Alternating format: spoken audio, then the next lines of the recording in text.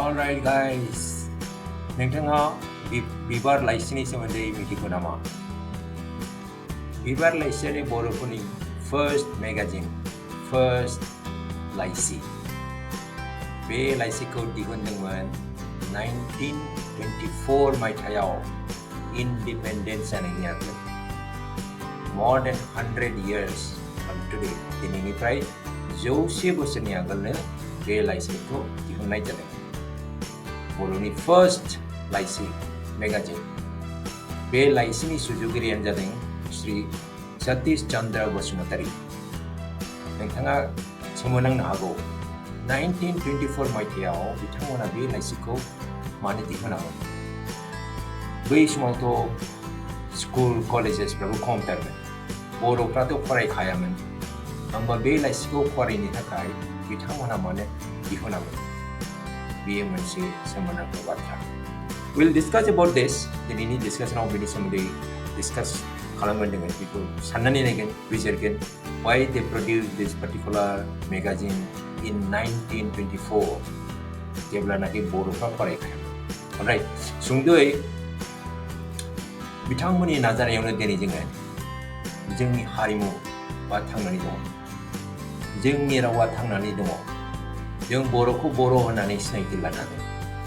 नोंथाङाथ' साननानै नाय, जुदि बिथांमोना बै समावनो 1924आवनो बर'फोरनि कालचारखौ, हारिमुखौ लाखिनो थाखाय बेफोरबायदि हाबाखौ मावामोनब्ला जोङो दिनै बर'आ बर' होननानै थानाय नङामोन होननानै आं सानो। नोंथाङा मा सानो? कमेन्ट सेक्सनाव लिर। जाबाय दे। अलराइट, दानिया बे लाइसिनि सोमोन्दै एसे सावरायबावनि।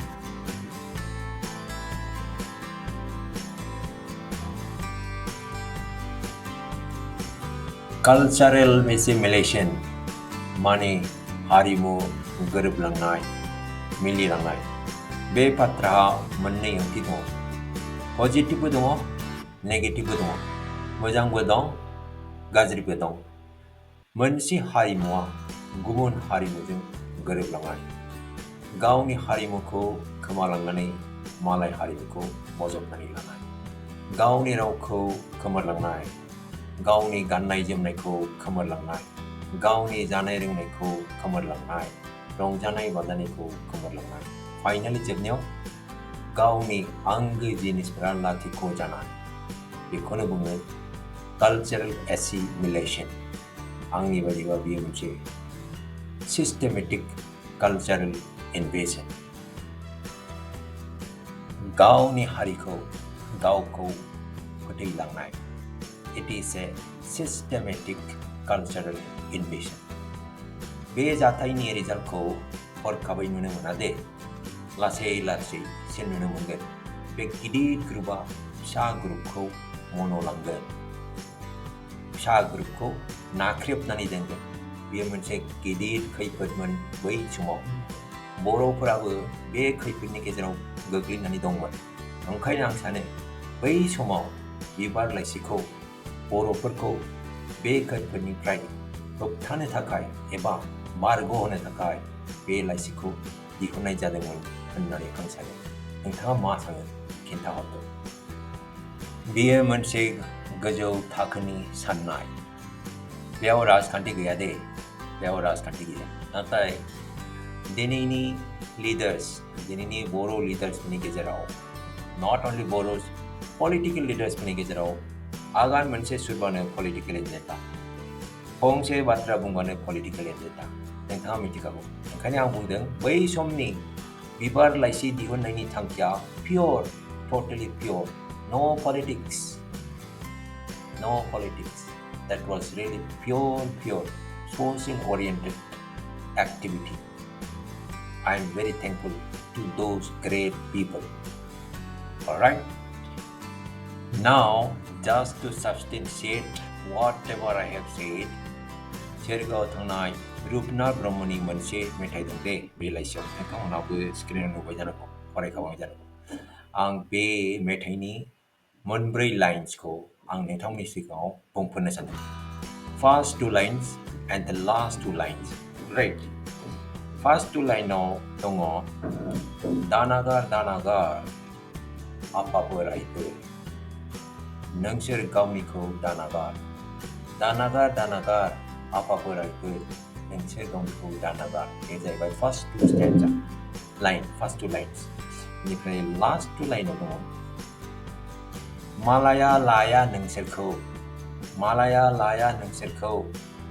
फैफिनदो गावनि न'आव मालाया लाया नोंसोरखौ फैफिनदो गावनि न'आव so meaningful and relevant बै समाव बेयो very relevant मोनदे मानोना बर'फोरावबो कालचारेल इनभेजन एबा एसिमिलेशन बेनि जेंनायाव देबोर नांदोंमोन ओंखायनो बिथाङा बे मेथाइखौ लिरदोंमोन जानांगौ so that जायफ्रा थांबाय गुबुन कालचाराव थांबाय हाबफैहांबाय बिथांमोनखौ लाबोफिननो थाखाय बिथाङा बे मेथाइखौ लिरदोंमोन very meaningful what message बेयो मोनसे प्लेटफर्म ओंखायनो जों बुंनो हायो बिबार लाइसिया मोनसे प्लेटफर्म कमिउनिकेशन प्लेटफर्म मोनसे मेसेन्जार बर'फोरा गावसोरनि हारिनि जेंना हारिमुनि जेंनाफोरखौ बे प्लेटफर्माव सावरायनो हादोंमोन बर' गिदिर गोलावफोरा मेसेज हरनो हादोंमोन खौरां हरनो हादोंमोन बेखौ खालाम बेखौ दा खालाम बेखौ खालामबा गाज्रि हारिया खहा मोनगोन बेफोरबायदि इनफरमेशनखौ बे प्लेटफर्मजों बिथांमोना फोसावनो हादोंमोन कालचारेल इनभेजननिफ्राय बारग'नो थाखाय बियो मोनसे राहामोन जोंनि थाखाय बर'फोरनि थाखाय Let me give you two examples of cultural assimilation हारिमु गोरोबनायनि मोननै आं एग्जाम्पल होनि फर्स्ट एग्जाम्पलाव दङ आंहा फ्यूचरिस्टिक एग्जाम्पल बे फ्यूचरिस्टिकसो जायाखै आं सानो जायोबा मा जागोन होननानै बेनिफ्राय सेकेन्डआव दङ आंहा मोनसे हारिमु बे हारिमुवा गोरोबलांबायमोन गुबुन मोनसे गिदिर हारिमुजों नाथाय दा it is in a recovery phase, revival phase. Alright.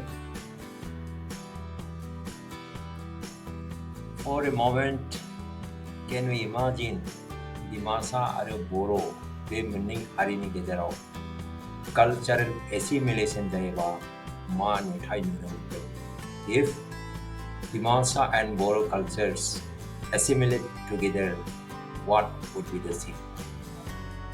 बेखौ साननानै नायोबा नोंथाङाबो गोजोननाय मोनगोन बिसोरो मोननै कालचारा जुदि गोरोबलायोबा it will be a great culture a bigger culture a beautiful culture मानोना बर' आरो दिमासा हारिया मोनसे गिदिर हारिनिफ्राय फैनाय दालाइसा हारिसो जों बयबो मिथिगौ आं बेखौनो नेगासिनो दङ नोंथाङाबो बेखौनो नेगासिनो दं नामा कमेन्ट सेक्सनाव लिरनानै हरदो बेनिफ्राय नोंथाङा मा इमाजिनेसन खालामदों बे मोननै हारिया गोरोबलायोबा माबायदि नुगोन नोंथांनि इमाजिनेसना मा बेखौबो कमेन्ट सेक्सनाव लिरनानै हरदो I'll be very grateful to you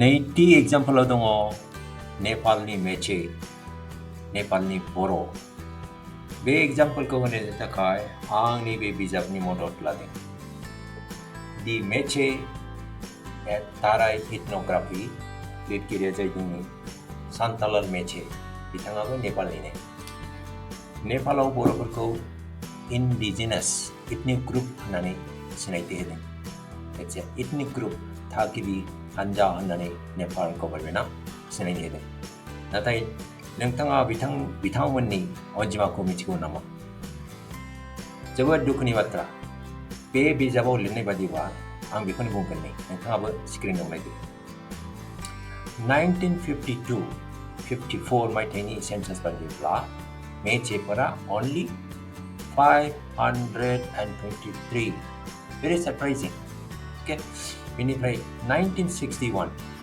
every 10 yearsनि उनाव सेन्सास जायो भारतआवबो बेबायदिनो सेन्सास जायोना 1961आव 938ल' एसे बांदों around 50% above बारायदों बेनिफ्राय 2001आव only 3763 एसे बावबोदों around 40% up बेनिफ्राय 2011 दंमोन 4,867 30% up एसे बारायबावदों 2021 नि डाटाखौ आं नागिरदोंमोन नाथाय मोनाखै कुइसना जाहैदों बिथांमोना इन्डिजिनास इथनिक ग्रुप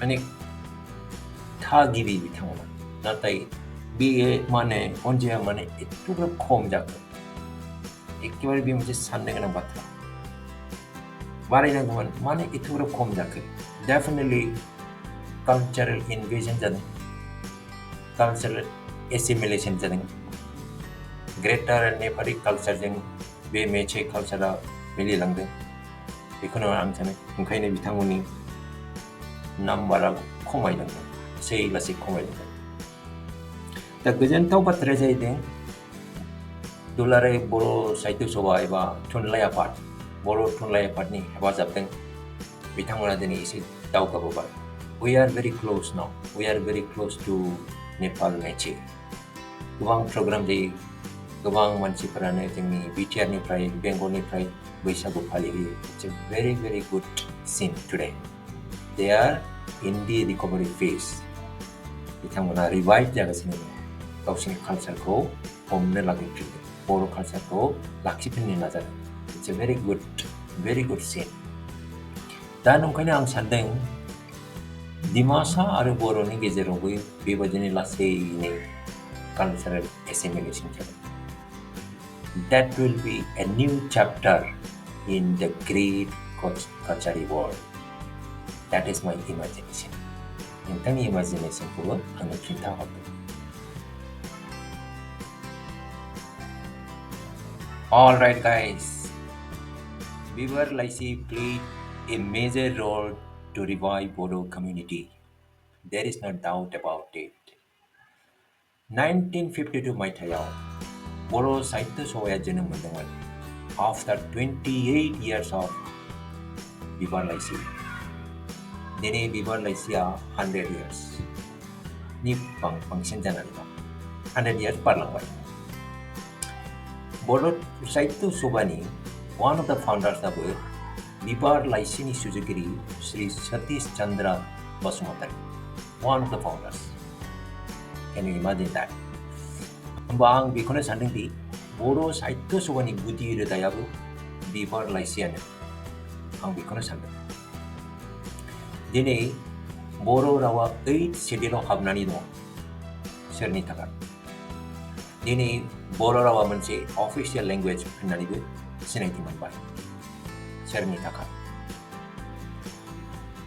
दिनैनि सावरायनायखौ बावनो फोजोबनाय जाबाय Please don't forget to write your comments. माब्लाबा मोनसे गोदान टपिक लानानै लोगो मोनबावगोन Until then, take care. Bye.